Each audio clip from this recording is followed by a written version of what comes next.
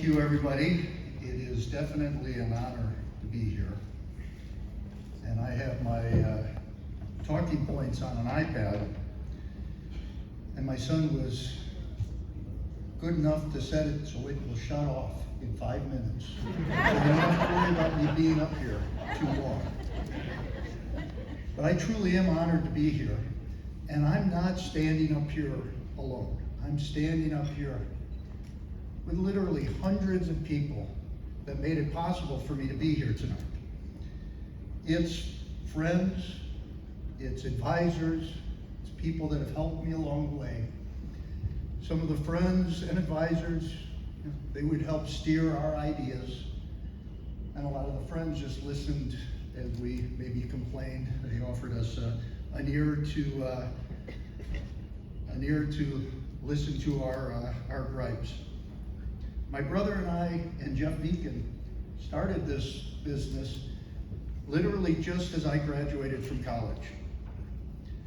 We started by whittling out an airplane in the basement of our barn.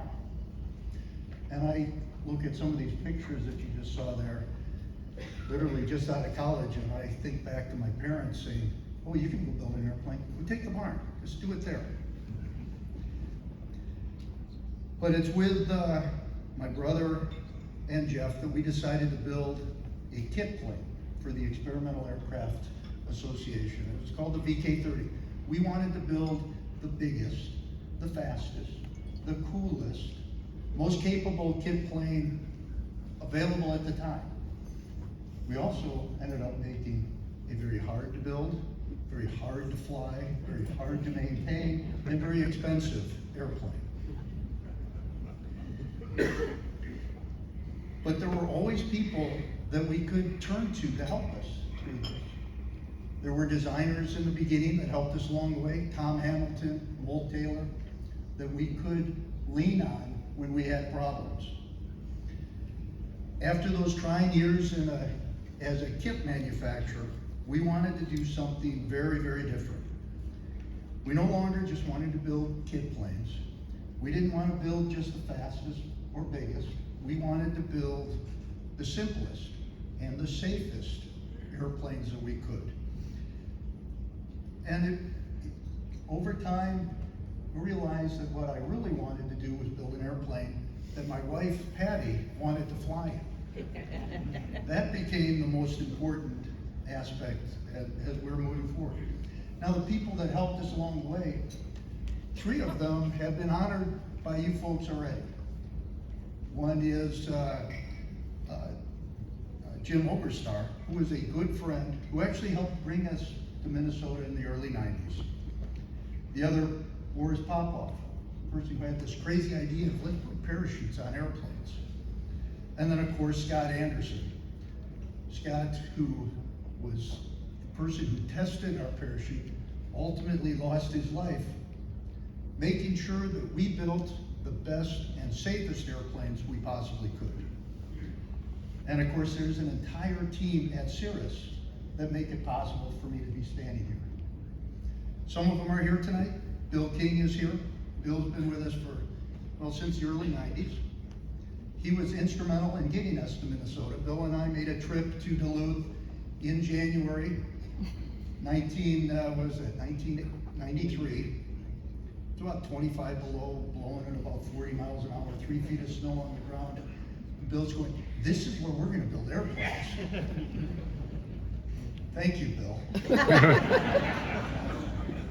Gary Black is here. Thank you for nominating me, Gary. Gary is also part of our team from the mid-90s. He worked with Scott on the parachute development.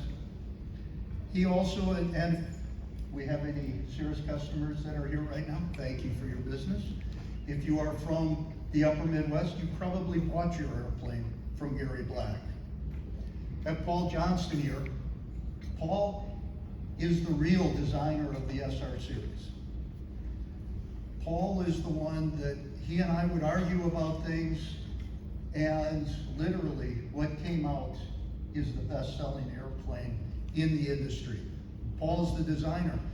And over also at that table is Pat Waddick.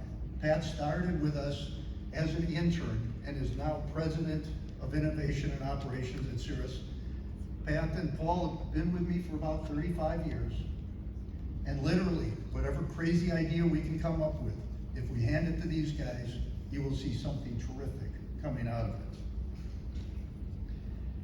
So there's a lot of people that have been a part of this. And certainly, my wife is a really big part of this. As I said, we had to design an airplane that she wanted to fly in. When we were dating, I had a Champ, and in college, I invited her for an airplane ride. She sat in the back of the Champ. That was her very first flight. She didn't get sick in the airplane. That's why there was a second date. While we were dating, she helped build the glass air. That was great. We took that on our honeymoon. And then we got, after marriage, kids come along. She would rather drive than fly in one of the airplanes that we had. And that's when it really hit home that designing an airplane is not just about a pilot. It's easy to sell an airplane to a pilot. We all like sexy new airplanes.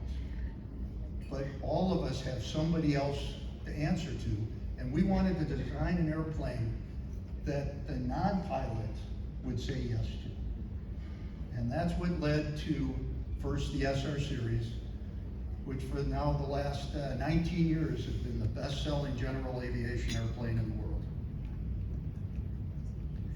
We kept this idea going, and in the mid-2000 era, really my brother started pushing this idea of building a single-engine jet. And with those ideas, again, giving it to Paul and Pat, saying, here's a great idea, let's build a single-engine jet, and, oh, by the way, it has to have a parachute. That airplane won the Collier Award in 2017, something that is very, very exciting for all of us. But it has also now become the best-selling general aviation jet in the world. So I'm standing here, not because of what I did, I'm standing here because of what we did. The team at Cirrus has done amazing things. I just get to be the lucky one who get to wear the ribbon for what Cirrus has accomplished. So everybody at Cirrus, thank you. Especially thank you to my wife, my two boys. They have been a part of this from the very, very beginning, and I am truly honored to be here. Thank you.